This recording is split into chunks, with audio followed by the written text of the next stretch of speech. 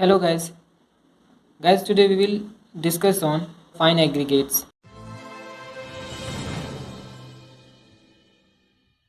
What is fine aggregate? What are the types of fine aggregates? What is the size range of fine aggregate and the classification of fine aggregate? Fine aggregates. Sand is called as fine aggregates. Yes guys, sand को ही fine aggregates कहा जाता है.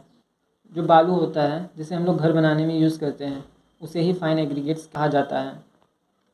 Introduction of fine aggregates.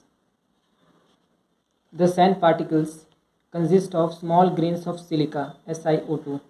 जो sand होता है वो silica के छोटे छोटे पार्टिकल्स से बनता है, साइज ऑफ पार्टिकल्स से बनता है. तो ये सिलिका क्या होता है जिससे कि सैंड बनता है. सिलिका जो होता है वो चट्टान यानी रॉक एंड स्टोन में पाया जाता है. जैसे कि क्वार्ट्स, उस क्वार्ट्स को हम लोग सीमेंट और ग्लास यानी कांच बनाने में भी यूज़ करते हैं. सिलिका डिस्प्ले पर शो हो रहा होगा, आप लोग देख सकते हैं कि इसे कहते हैं silica. Then it is form by the decomposition of sandstones due to various effects of weather. ये जो सैंड होता है डिकम्पोजिशन ऑफ सैंड स्टोन्स और रॉक्स से पाया जाता है. यानी जो हमारा रॉक होता है या सैंड स्टोन होता है, जब वेदर चेंज होता है तो वो सड़ने गलने लग जाता है. तो स्टोन्स के सड़ने गलने से ही हम लोगों को सैंड पार्टिकल मिलता है. Types of sand. According to the natural sources from which the sand is obtain, it is of the following 3 types. जो नेचुरल सोर्सेस है जैसे कि पिट होता है, रिवर होता है, सी होता है. पिट से पाया जाने वाला, रिवर से पाया जाने वाला, सी से पाया जाने वाला जो सैंड होता है उसको नेचुरल सैंड कहा जाता है.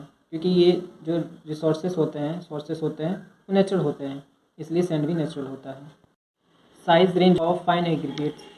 जो फाइन एग्रीगेट्स होता है उसका size range 150 micron to 4.75 millimetres होता है.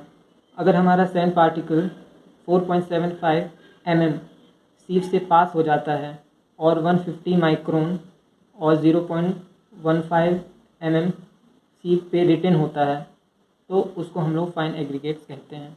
Now in the last we will see what are the classification of fine aggregates.